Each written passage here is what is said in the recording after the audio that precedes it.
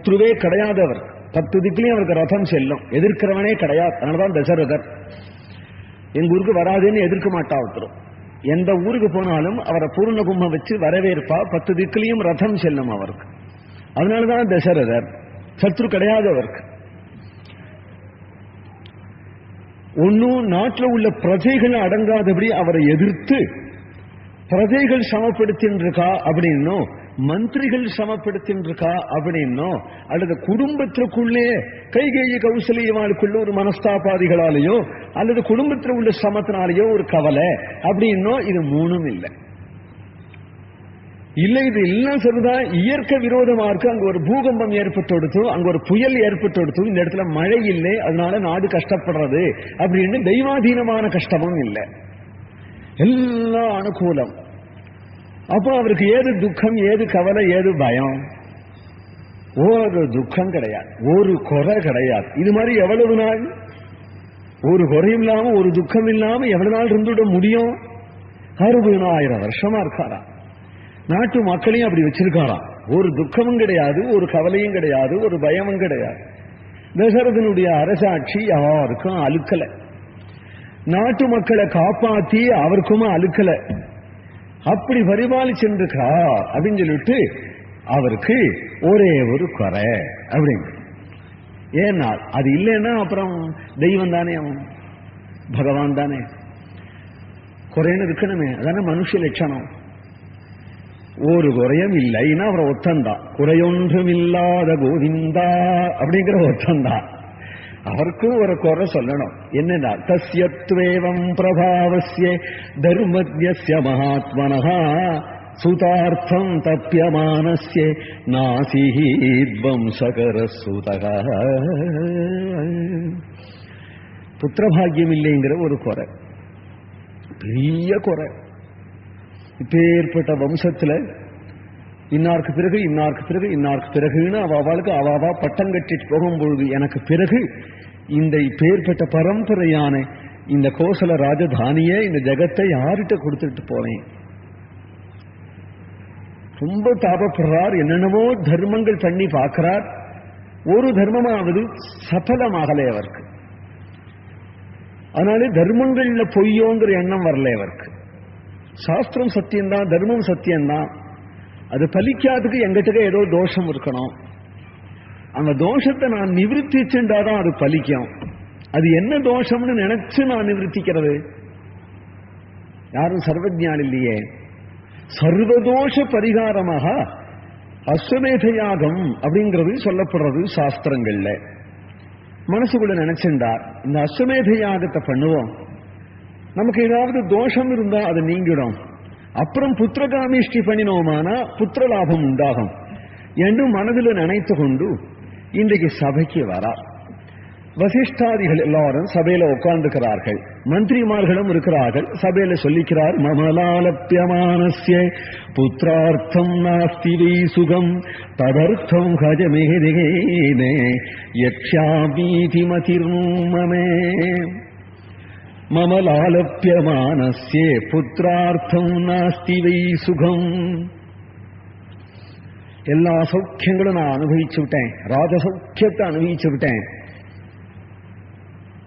ஒரே ஒரு சௌக்கியம் எனக்கு, புத்திர சௌக்கியம் அப்படின்னு சொல்றாளே, லாலன பண்றது.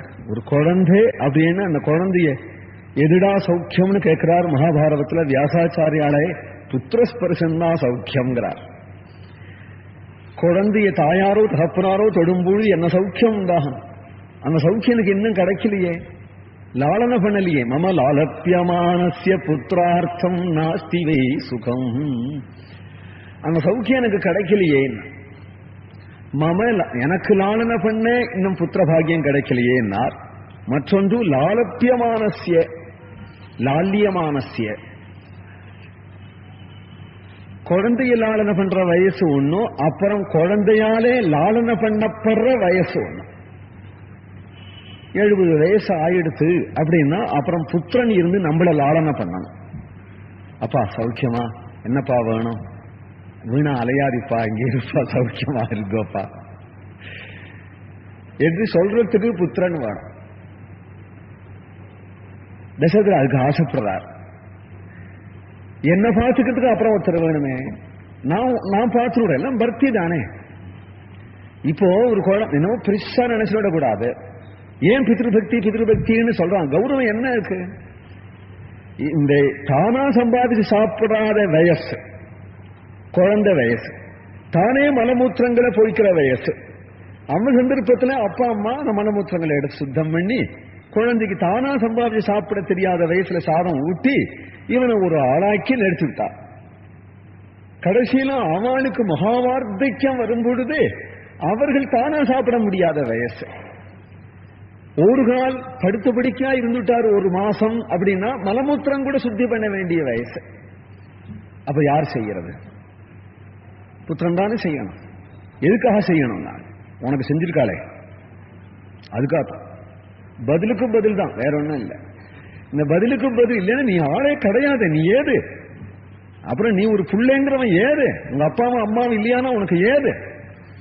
அப்ப இப்ப நீ ஒத்தண்டுக்கியோ அப்படின்னா பிரத்யட்சமான தெய்வத்தை விட்டு அப்பிரத்யட்சமான தெய்வத்தை எவன் சேவிப்பான் கேட்கிறார் ராமர். பிரத்யட்சமான தெய்வம் தசரதன் தான்ங்கிறார். அப்படி பிரத்யட்சமான தெய்வம் பிதா இருக்கும் பொழுது அவரை தானே கொண்டாடணும். தசரதர் சொல்றார், அந்த சுகம் என்ன குழந்தையாட்டம் வச்சுக்கணும், இனிமேல் என்னுடைய பொறுப்பெல்லாம் ஒருத்தங்கிட்ட ஒப்படைச்சு விட்டேன். நான் நிம்மதியா உட்காரணுமானா எனக்கு புத்திரன் வேணுமே. எவ்வளவு நாள் இப்படி ராஜ்ய பரிபாலனம் பண்ணிட்டு இருக்கேன்.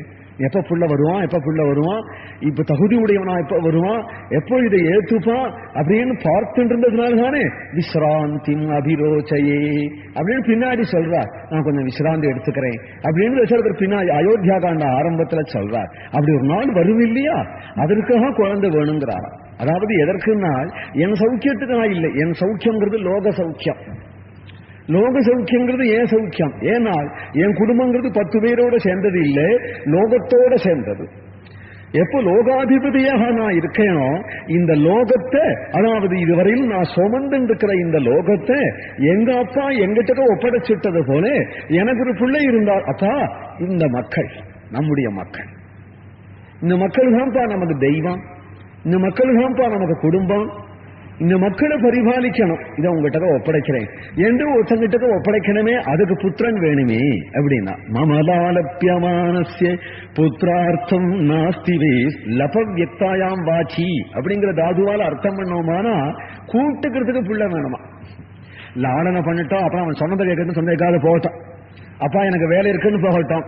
இருந்தாலும் அடிக்கடி பையா ஒரு கிரகஸ்தனுடைய வீட்டுல இந்த சப்தம் கேட்டுட்டே இருக்கணும். உடனே ஏன் இது வந்துட்டேன் அப்படின்னு குரல், இதான் கிரகஸ்தனுடைய வீடுன்னு அர்த்தம். அடிக்கடி இந்த சப்தம் வரணும். பையா దశరథుడు శ్రీరామ రారా ఎని పిలువే మును తపమేమి చేసేను తెలియే శ్రీరామ జయ రామ శృంగార రామయణి చింతింపరాదో మనసా. త్యాగరాజ స్వామిகள் దశరథుడు శ్రీరామ రారాయణి పిలువే, ராமா வாவா வாடா அப்படின்னு கூப்பிட்டாரு இல்லையா, அதுக்குதான் தசரதர் சொல்றார் மம லாலப்பியமான. அது மாதிரி கூப்பிடணுமே, நான் அது மாதிரி ஒரு பையன் வரணுமே, எங்க ஆத்துல அந்த சப்தம் கேட்கணுமே. இது நிசப்தமா இருக்கு எங்க வீடு, குழந்தைங்க தான் கச்சபச்சன் சத்தம் போட்டு இருக்கோம், அதுதான் கிரக லட்சணம். இதுனா நிசப்தமா இருக்கு, குழந்தைகள் வேணுமேங்கிறார். மம லாலப்பியமானஸ்யே புத்திரார்த்தம் நாஸ்தி வை சுகம் ததர்த்தம் கஜமேதேன யக்ஷ்யாமீதி மதிருந்தமே. உடனே வசிஷ்டர் சந்தோஷப்பட்டார். புத்திரபாகியம் வேணும்னதும் எசத்தே தார்மிகி புத்திகி, தர்மத்துல இப்ப ஏற்பட்ட ஆசை உண்டாச்சே தசரதா, அஸ்வமேதம் பண்றேன்னு சொல்றையே, நிச்சயம் அஸ்வமேதம் பண்ணு, சர்வதா பிராப்சே புத்திரான, சர்வதா புத்திரனை அடைவாய். என்னால் தர்மம் சத்தியம், நம்ம தர்மத்தை பண்றபடி பண்ணிவிட்டால், பண்ணிவிக்கிறவாள் பண்ணி வச்சுவிட்டால், பண்ணிவிக்க யோக்கியதையுடைய கர்த்தா பண்ணிவிட்டால் அந்த தர்மமானது நிச்சயம் சபலமாகும். அதனால சர்வதா அப்படிங்கிறார். வேற ஒரு அர்த்தம், நீ பண்ணு பண்ணாத போ, சர்வதா உனக்கு புத்திரன் உண்டு. ஏன்னா நீ புத்திரன் வேணும்னு நினைக்கிறத காட்டிலும் வேற ஒருத்தன் அப்பா வேணும்னு நினைக்கிறான். அவனுக்கு ஒன்ன தவிர வேற அப்பா கிடைக்கல. திரிபுவனத்திலையும் தனக்கு உலகத்துல அவதரிக்கணும்னு அவசியம் வந்ததும் விசாலாட்சகா புண்டரீக விசாலாட்சகா என்று ஏற்கனவே அகலமான கண்ணை இன்னும் அகலமா விழிச்சு பார்த்தானா. பார்த்தா கல்யாணம் கார்த்தி பண்ணிட்டு குடும்பம் பண்றவா கோடி பேர் இருக்கா. ஆனால் ராமன் வந்து அப்பான்னு கூப்பிடாப்புல தசரதன் ஒண்டிதான் இருக்கானா. அதனால பிதரம் ரோச்சயாமாசே, நீ வரிச்சு அவன் பிள்ளை இல்ல, அவன் வரிச்சு அவன் பிள்ளையா வராங்கிற சொல்றார். பிதரம் ரோச்சயாமாச ததா தசரதம் நிருபம்னு. அவனல்லவோ இவனை பிதான்னு அக்ஷர போட்டுண்டான். பிதா புத்திரேன பித்ருவான் யோனி யோனவ் அப்படின்னு வேதன் சொல்றார். பிதாவுக்கு பித்ருமான ஆகணும்னு ஆசை வந்து கொடுத்தோம். யாருக்கு? பிதாவுக்கு, ஜெகத் பிதாவுக்கு. ஜெகத் பிதாவுக்கு பித்ருமானா, அதாவது நம்ம அப்பா உள்ளவனா ஆகணுமே. நமக்கு ஒரு பெரிய குறையாச்சு. தசரபதி இங்கே புத்திரன் இல்லையே, இவர் குறைப்படுறார். வைகுண்டபதி அப்பா இல்லையே, பித்ருமானு. நமக்கு ஒரு பித்ருமானா இருந்தா நம்ம பத்தி கவலைப்படுறதுக்கு ஒருத்தர் இருப்பற. நம் பித்ருமான் இல்லாதபடி இருக்கோமே அப்படின்னு அவருக்கு குறை வந்ததும் என்ன சொன்னார்? யோஜனை பண்ணி பார்த்தார். இனிமே நம்ம ஒருத்தர் பெற போறது இல்லை. நாமும் அஜனா இருக்கோம். அஜனா இருக்கும் பொழுது நமக்கு அப்பா வேணுமானால் புத்திரேன யோனி யோனம் படைக்கப்பட்ட புத்திரபூதனான ஜீவகோட்டிகள்ல ஒத்தனை அப்பாவா பண்ணிண்டு தான் புத்திரனாக ஆக்கி பித்ருமான் அப்படின்னு விட்டார். எப்பேற்பட்ட புத்திரனா வந்தார், எப்பேற்பட்ட பித்ருமான். ராஜா புத்திரவதாம் வரஹா, ராஜா புத்திரவதாம் வரா. பிள்ளைய பெற்றவனுக்குள்ளே யாருடா சர்வோத்தமன்னால் தசரத சக்கரவர்த்தி தான்.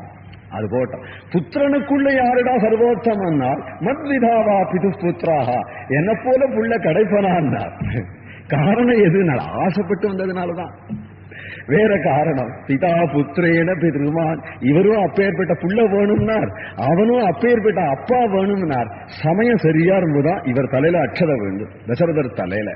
அது பிரம்மஜானியான வசிஷ்டருக்கு தெரியும். ஆகினால அவர் சொல்றாரு, சர்வதா பிராப்சியசே புத்திரானே, சர்வதா உனக்கு புத்திர பாக்கியம் உண்டு. யாகம் பண்ணாதபோ சர்வதா உனக்கு உண்டு. ஆனா தர்மம் பண்றேன்னு ஆசைப்படுறையே, அவசியம் பண்ணு யாகத்தை.